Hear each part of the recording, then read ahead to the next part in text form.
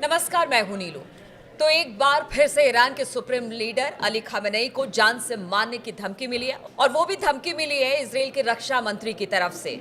जब वहां पर नेतन्याहू मौजूद थे, उस दौरान अली खामेनेई को जान से मारने की धमकी दी गई है। अब अली खामेनेई की तरफ से भी बयान आए हैं। ये बयान क्या है, बातचीत करने के लिए मयंक मेरे साथ जुड़ गए हैं।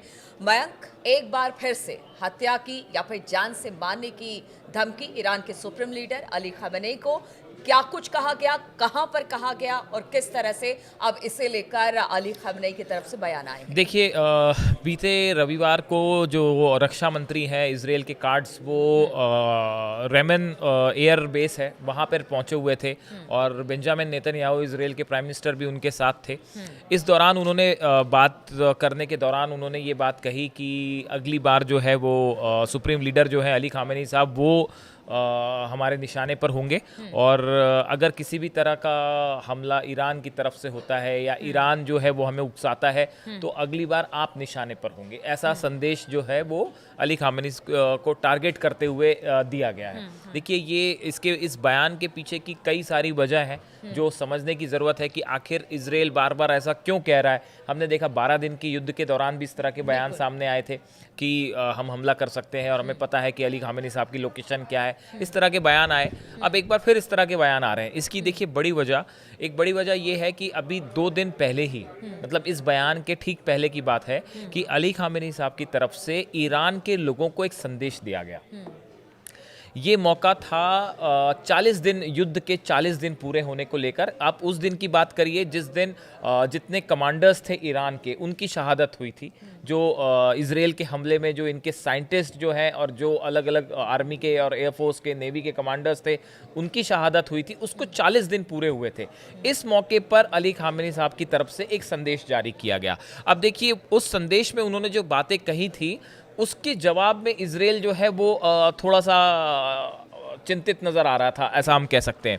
इनका जो बयान था, जो इन्होंने कहा, वो थोड़ा सा गौर करने की बात है कि इनका जो कहना था, इन्होंने कहा undoubtedly the loss of commanders such as माटेर बाघेरी, सलामी, राशिद हाजीजादे और Shadmani and the other military personnel and scientists such as Martyr, Tehranchi, Abbasi and other scientists is a very heavy for the nation। उन्हें कहा कि हमारे जो scientist जो थे, इनकी जो शहादत हुई है ईरान के लिए एक बड़ा नुकसान था, इसमें दो मत नहीं है। उसके आगे उन्होंने कहा but the foolish and the short sightedness enemy did not achieve its goal. लेकिन उन्होंने ये कहा कि इजराइल अपने मकसद में कामयाब नहीं हो पाया। ये इनकी तरफ से सेकंड बयान आया था। उसके बाद उन्होंने कहा the future will show the both military and scientific movements will go ahead, God willing proceed faster than before towards Lofty Horizons. इन्होंने ये कहा कि आप आने वाले, ये अली खामेनेई साहब का संदेश था ईरान को ही नहीं, पूरी दुनिया को। उन्होंने कहा कि आप देखेंगे कि आने वाले समय में ईरान न सिर्फ साइंस के क्षेत्र में, टेक्नोलॉजी के क्षेत्र में, स्पेस में, मिलिट्री में, ओवरऑल हर डिपार्टमेंट में ईरान अब तेजी से तरक्की करेगा और पहले के मुकाबले ज़्यादा तरक्की करेगा। देखिए, हमने अपने पिछले वीडियोस में आपको ये बताने की कोशिश की कि इस 12 दिनों के युद्ध के बाद कैसे हर क्षेत्र में जो है वो तेज़ी से ईरान जो है वो आगे बढ़ रहा है, चाहे वो स्पेस प्रोग्राम हो, चाहे मिलिट्री हो, चाहे मिसाइल हो, चाहे हथियार जुटाना हो, एयर डिफेंस हो, हर क्षेत्र में ईरान तेजी से तरक्की कर रहा है। और यही बात अगर अली खामेनेई साहब की बात की जाए, उन्होंने पहले ही कहा था कि देखिए, ये हम मान के चलते कि हमारे बहुत सारे वैज्ञानिक हो या हमारे सोल्जर्स हो मारे गए हैं, लेकिन हम किसी तरह से पीछे झुकने को तैयार नहीं है। और खासतौर परमाणु कार्यक्रम को लेकर उन्होंने कहा कि किसी तरह का कोई समझौता नहीं होगा। देखिए, और विकास के रास्ते पर ईरान आगे बढ़ेगा। एग्जैक्टली। और इसी बयान का जो अगला हिस्सा है, पहली बात तो देखिए, इन्होंने बताया कि ईरान जो है वो अब आगे तेजी से बढ़ेगा, हम बिल्कुल नहीं रुकेंगे। ये एक बड़ी स्ट्रैटेजी के रूप में भी देखा जा रहा है ईरान की। अब दूसरा आप देखिए, उन्होंने कहा कि our martyrs themselves had chosen a path in which the possibility of attaining the high rank of martyrdom was not unlikely. इन्होंने कहा कि भाई, जो हमारे जो शहीद हुए हैं, जितने हमारे बड़े कमांडर्स शहीद हुए, ये इन्होंने खुद ने ये रास्ता चुना था ईरान के लिए, ईरान को आगे बढ़ाने के लिए। और वो शुरू से जानते थे कि इसमें वो शहीद भी हो सकते हैं, लेकिन उसके बाद भी वो पीछे नहीं हटे और लगातार वो अपने दुश्मन से मुकाबला करते रहे। उन्हें अंजाम की कोई परवाह नहीं थी। तो ये और यही इसीलिए कहा गया कि शहादत हुई है तो उसको बेजा नहीं जाने देंगे या उसको जाया नहीं जाने देंगे। उसको लेकर हम आगे लगातार बढ़ेंगे, क्योंकि यही सच्ची श्रद्धांजलि होगी उनके प्रति हमारी। इन्होंने आगे देखिए ये भी कहा कि may it be sweet for them, मतलब उन्होंने उनको एक प्रकार से विश किया कि वो जहाँ भी हैं वो जो है खुश रहें, इस तरह की बात उन्होंने एक इमोशनल संदेश दिया। और उसके बाद उन्होंने देखिए ये भी आगे कहा कि ये इनका जो हमारे जितने भी बड़े कमांडर्स थे, इनका जाना उनके फैमिली के लिए बेहद दुखद है, लेकिन उन्होंने अपने कंट्री को, अपने ईरान को पूरा जो है एक प्रकार का प्राउड फील कर रहा है, पूरा ईरान जो है वो उनके ऊपर गर्व महसूस कर रहा है कि वो आखिरी समय तक जो है वो झुके नहीं। इसके साथ ही उन्होंने एक बड़ी बात ये भी कही है कि